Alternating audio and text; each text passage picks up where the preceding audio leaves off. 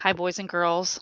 We're back with chapter 26 of The Thief of Always, and the title of this chapter is called Living Proof. The wall of mist still hovered at the edge of Hood's domain, and it was there that the survivors gathered to say their farewells. None quite knew what adventures lay on the other side of the mist, of course. Each of the children had come into the house from a different year. Would they all find that age, give or take a month or two, awaiting them on the other side? Even if we don't get the stolen years back, Lulu said, as they prepared to step into the mist, we're free because of you, Harvey. There were murmurs of thanks from the little crowd and a few grateful tears. Say something, Wendell hissed to Harvey. Why? Because you're a hero. Well, I don't feel like one. So tell them that. Harvey raised his hand to hush the murmurs. I just want to say we'll probably all forget about being here in a little while. A few of the children said, No, we won't, or we'll always remember you. But Harvey insisted, We will, he said. We will grow up and we'll forget. Unless what? Asked Lulu. Unless we remind ourselves every morning or make a story of it and tell everyone we meet. They won't believe us, said one of the children. That doesn't matter, said Harvey. We'll know it's true, and that's what counts. This met with approval from all sides. Now let's go home, said Harvey. We've wasted too much time here already. Wendell nudged him in the ribs as the group dispersed. What about telling them you're not a hero? He said. Oh, yeah, said Harvey with a mischievous smile. I forgot about that. The first of the children were already braving the wall of mist, eager to put the horrors of Mr. Hood's prison behind them as soon as possible. Harvey watched them fading with every step they took and wished he'd had a moment to talk to them, to find out who they were and why they had wandered into Hood's grip. Had they been orphans with no other place to call home, or runaways like Wendell and Lulu, or simply bored with their lives the way he had been bored, and seduced by illusions? He would never know. They were disappearing one by one until there was only Lulu, Wendell, and himself left on the inside of the wall. Well, Wendell said to Harvey, if time really is set to right out there, then I'm going back a few more years than you. That's true. If we meet again, I'm going to be a lot older, and you may not even know me. I'll know you, Harvey said. Promise? Said Wendell. I promise. With that, they shook hands, and Wendell made his departure into the mist. He was gone in 3 strides. Lulu sighed heavily. Have you ever wanted 2 things at the same time? She asked Harvey, but you knew you couldn't have both of them. Once or twice, said Harvey. Why? Because I'd like to grow up with you and be your friend, she replied. But I also want to go home. And I think in the years that's waiting for me on the other side of the wall, you haven't even been born. Harvey nodded sadly, glancing back toward the ruins. I guess we do have one thing to thank Hood for. What's that? We were children together, he said, taking hold of her hand, at least for a little while. Lulu tried to smile, but her eyes were full of tears. Let's go together as far as we can, Harvey said. Yes, I'd like that, Lulu replied, and hand in hand they walked towards the wall.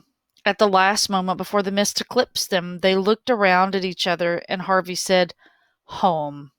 Then they stepped into the wall, and for the first stride he felt Lulu's hand in his, but by the second stride it had grown faint, and by the third, when he stepped out onto the street, it and she had gone completely, delivered back to the time from which she had stepped, all those seasons ago. Harvey looked up at the sky. The sun had set, but its pinkish light still found the ribs of clouds laid high above him. The wind was gusty and chilled with the sweat of fear and exertion on his face and spine. Teeth chattering, he started home through the darkening streets, uncertain what awaited him.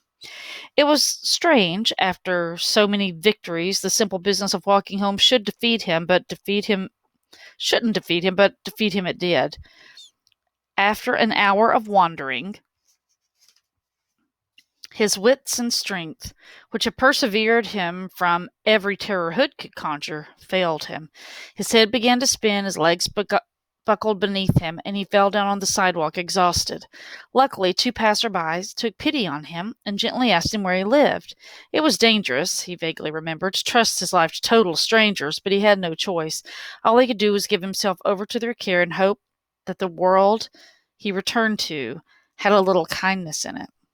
He woke in darkness, and for one heart-stopping moment he thought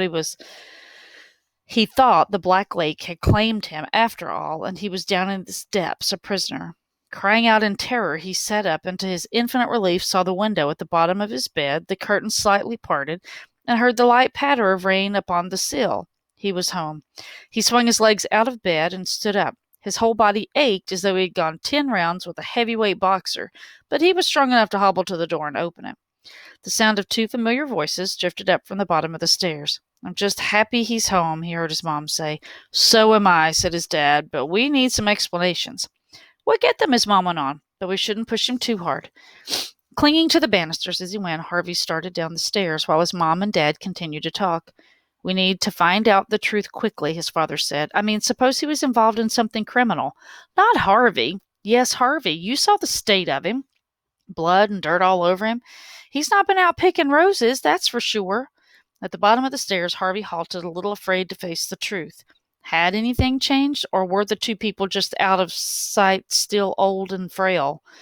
He went to the door and pushed it open. His mom and dad were standing with their backs to him at the window, staring out at the rain. "Hello?" he said. They both turned at the same moment, and Harvey let out a whoop of joy to see that all the griefs and horrors of the house had not been endured in vain.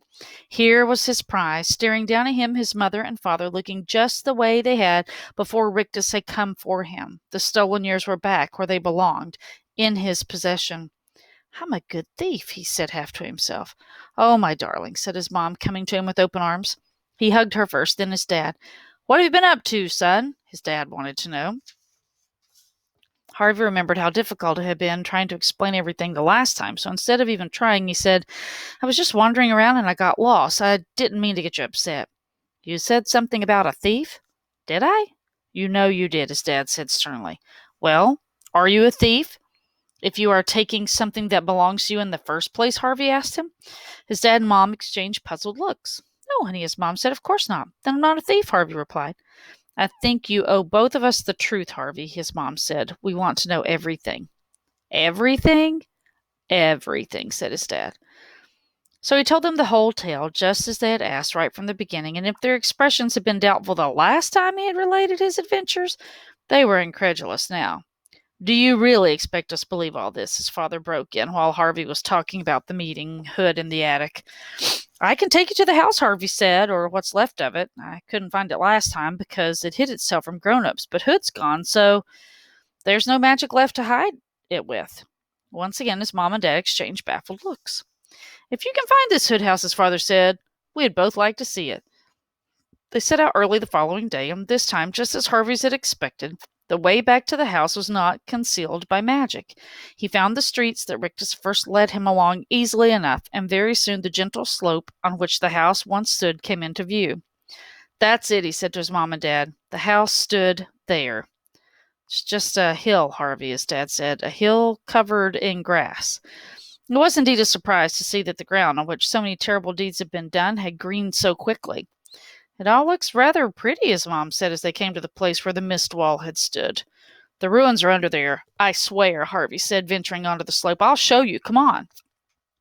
They weren't the only visitors here today. There were several kite flyers plying the wind at the top of the ridge, a dozen or more dogs romping around, children laughing as they rolled down the slope, even pairs of lovers whispering in each other's ears. Harvey resented the presence of all these people. How dare they romp and laugh and fly kites here, he thought, as though it were just another hill. He wanted to tell them all that they were cavorting on the ruins of a vampire's house, and see how quickly that wiped the smiles off their faces. But then he thought perhaps it was better this way, better that the hill not be haunted by rumors and stories. The name of Hood would probably never cross the lips of these lovers and kite flyers, and why should it? His evil had no place in happy hearts. "Well," said Harvey's dad as the 3 of them climbed the slope, "this house of yours is well buried."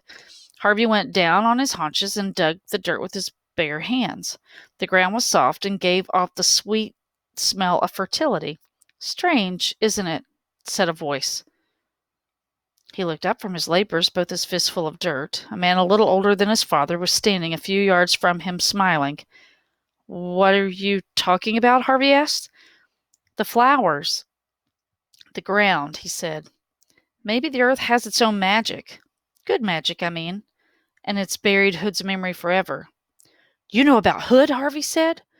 The man nodded. Oh, yes. What exactly do you know? Harvey's mom asked. Our son's been telling us strange stories. They're all true, the man said. You haven't even heard them, Harvey's dad replied. You should trust your boy, the man said. I have it on the best authority that he's a hero. His dad stared at his son with a twitch of a smile on his face. Really, he said. Were you one of Hood's prisoners? Not me, the man said. Then how do you know? The man glanced over his shoulder, and there at the bottom of the slope stood a woman in a white dress. Harvey studied the stranger, trying to make out her face, but her wide-brimmed hat kept her features in the shadow. He started to get to his feet, intending to take a closer look, but the man said, Don't, please. She sent me here in her place just to say hello. She remembers you the way you are, young, that is, and she'd like you to remember her the same way. Lulu, Harvey murmured. The man neither confirmed nor denied this. He simply said to Harvey, I'm much obliged to you, young man. I hope to be as fine a husband to her as you were a friend. Husband? Harvey mouthed. How time flies, the man said, consulting his watch. We're late for lunch. May I shake your hand, young sir? It's dirty, Harvey warned, letting the earth run between his fingers out of his right hand. What could be better between us, the man replied with a smile, than this healing earth? He took Harvey's hand, shook it, and with a nod to Harvey's mom and dad, hurried back down the slope. Harvey watched as he spoke to the woman in the white dress, saw her nod, saw her smile in his direction. They were both gone, out into the street and away. Well, said Harvey's dad, seems your Mr. Hood existed after all. So you believe me? Harvey asked. Well, something happened here, came the reply, and you were a hero, I believe that. Then that's enough, said Harvey's mom. You don't have to keep digging, sweetie. Whatever's under there should stay buried. Harvey was about to empty his left hand of dirt when his dad said, Let me have that. He opened his hand. Really? Said Harvey. I've heard a little good magic's always useful, came his father's reply. Isn't that right? Harvey smiled and poured a fistful of earth into his father's palm. Always, he said. The days that followed were unlike any Harvey had ever known. Though there was no more talk of Hood or the house or of the green hill upon which it had once stood, the subject was a part of every look and laugh that passed between him and his parents. He knew they had only the vaguest sense of what had happened to them, but they were all three agreed on one thing, that it was fine to be together again. Time would be precious from now on. It would tick by, of course, as it always had, but Harvey was determined he wouldn't waste it with sighs and complaints. He'd fill every moment with the seasons he had found in his heart, hopes like birds on a spring branch, happiness like a warm summer sun, magic like the rising mists of autumn, and best of all, love. Love enough for 1,000 Christmases.